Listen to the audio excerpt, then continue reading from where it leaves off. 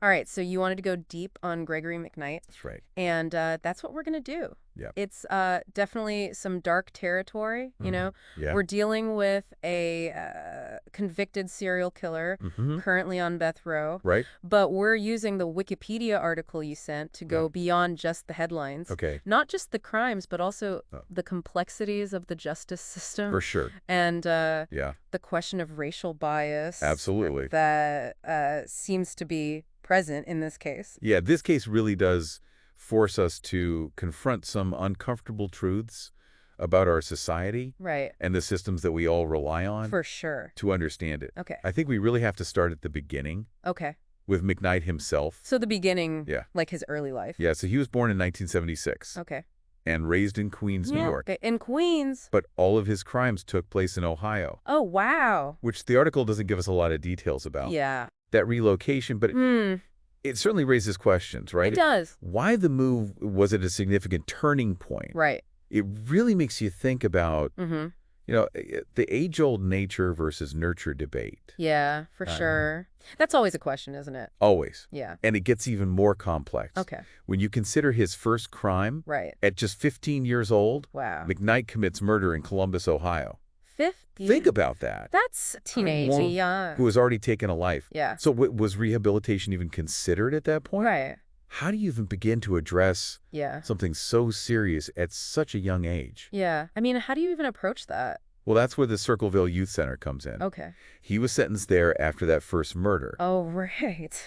And this is where things take an even stranger turn. Okay. He ends up marrying a woman What? who worked at that very same youth center. Oh, wow. Now, that's not something you hear every day. No, not at all. It really makes you question his judgment, his ability to form healthy relationships, Yeah. and the potential power dynamics at play in that situation. Absolutely. Yeah. So fast forward to May of 2000. Okay. And the violence kind of escalates. Yeah. And McKnight abducts and kills Gregory Julius, Right. a black man he knew. And the details are really gruesome. AR. He dismembers Julius's body Yeah. and hides the remains in his own yard. It's a particularly horrific act. Yeah. And experts often suggest it's about more than just concealing a crime. Okay. It can be a way for the killer to exert control, Right. to dehumanize the victim, or even act out some kind of deep-seated rage. Oh, wow. Yeah. So then just a few months later, Yeah. he's involved in a home invasion. That's right. Where firearms are stolen. It's a clear sign that things are really spiraling out of control. Yeah.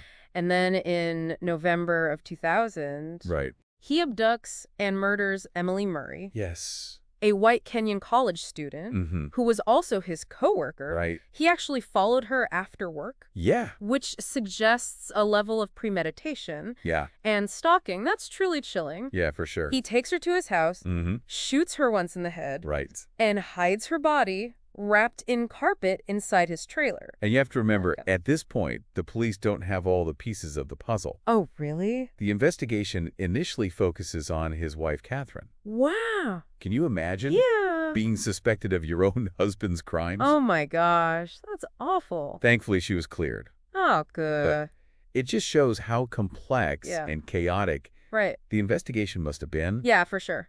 The break in the case came from an unexpected source. Oh, okay. A tip about a stolen car led police to McKnight's property, Okay. where they discovered the bodies of both Julius and Murray. Wow. Yeah. So this is where the legal proceedings begin. Right. And things get even more complicated. Yeah. The trial takes place in Vinton County, Okay. a small rural area. And this raises an important point about the justice system. What's that? How much does location influence a trial? Right. Does a close-knit community like that make it harder to find an impartial jury? That's a good question. Yeah, those are important questions to consider. Absolutely. And right from the start, Yeah. there was concern over the cost of a death penalty trial. Oh, really? Even from the judge himself. Which raises another issue. What's that? Should financial consideration ever play a role Right. in how justice is pursued? Especially when dealing with such serious charges. Yeah. The prosecution focused heavily on physical evidence Okay. found at McKnight's residence. Right. A shovel, an axe, a hunting knife. Yeah. They tried to tie those items to the dismemberment of Julius's body. Okay. But in some cases, the forensic analysis wasn't conclusive. And remember, in a capital punishment case, Yes. the burden of proof is incredibly high. Oh, for sure. The prosecution needs to be absolutely certain Right. to secure a conviction and a death sentence. Uh-huh. Interestingly, they didn't even seek the death penalty Oh, for wow. Julius's murder Okay. because they couldn't conclusively determine the cause of death. Huh. That's fascinating. Yeah. It seems to suggest that there were doubts about certain aspects of the case, Uh-huh. and yet McKnight was ultimately found guilty Right. on all charges, Yes. including murder, Yeah. aggravated murder, and kidnapping. Uh-huh.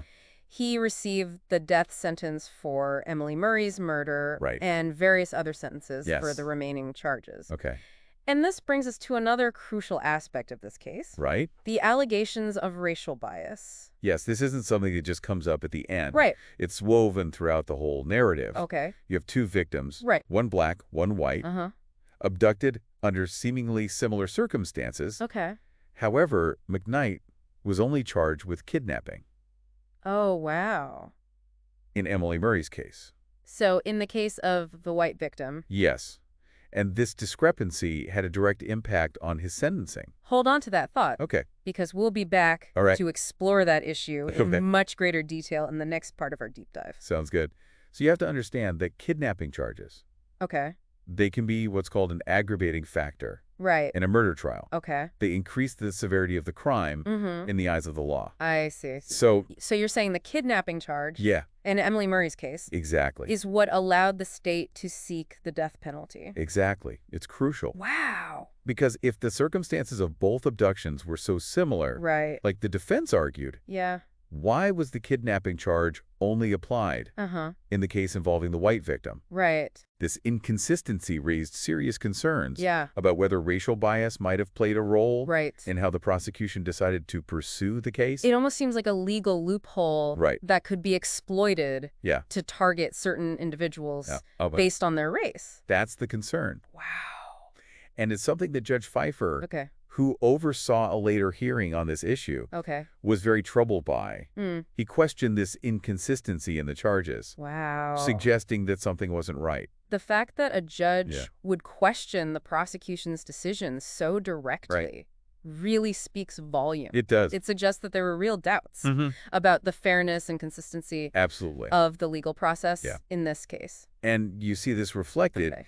in the Ohio Supreme Court's final decision. All right. They did uphold McKnight's conviction, Okay. but Judge Pfeiffer issued a dissenting opinion, Okay. essentially saying he disagreed Right. with the court's decision. Dissenting opinions are interesting. They are. They allow us to see the debate Right. and disagreement that goes on even within the highest levels of our judicial system. They're crucial. Yeah. They provide a different perspective, Right. a voice of caution or concern, Okay. and remind us that the law is not always black and white. Right. There's often room for interpretation Uh-huh. and debate. Yeah. In this case, Judge Pfeiffer's dissenting opinion raises the possibility Okay. that justice may not have been served fairly Right. and impartially. And the allegations of racial bias don't stop there. No, they don't. The article you provided also mentions claims Yeah. that prison guards used racial slurs Right. towards McKnight. If true, this suggests that racial bias Yeah. might have permeated multiple levels of the justice system, Wow. from the courtroom to the prison itself. That's a sombering thought. It is. It forces us to ask, how can we have a truly just system? Right. When these things of biases exist, Uh-huh. how do we ensure that everyone, regardless of race, Yeah. is treated equally under the law?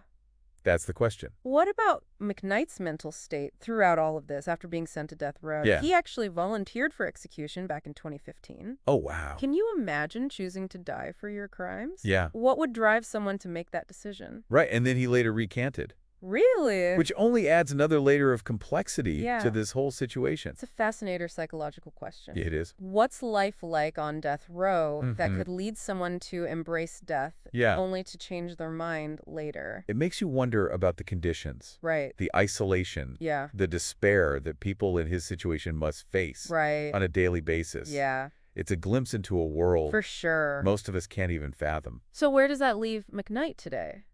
Well, the article says he's currently on death row Okay.